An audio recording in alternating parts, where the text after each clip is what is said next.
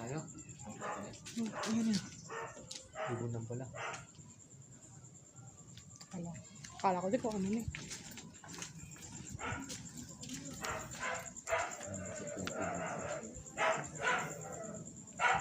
Sukan natin sa saglit.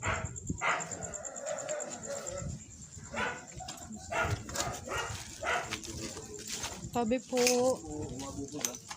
guys, may bubog pala dito. Ingat tayo. Baka tumagos sa tsinelas natin. Guys, so may nagano din pala dito. May nagdadala din ng bote na Red Horse. Lasinggero siguro na nabubuhay ko siya. O yung bote ha. Natin pasukin, hindi nakaloob. Ano yun doon? Mabubog boy. At chinelas. So ayun guys, so meron yung bahay dito. Uy, ito nga, may bahay nga dito guys. Ano yun? May salita dito. Narinig May yan? salita dito. Narinig yan? Mm-mm. Narinig ko may salita. Kala ko si Ira. Hindi.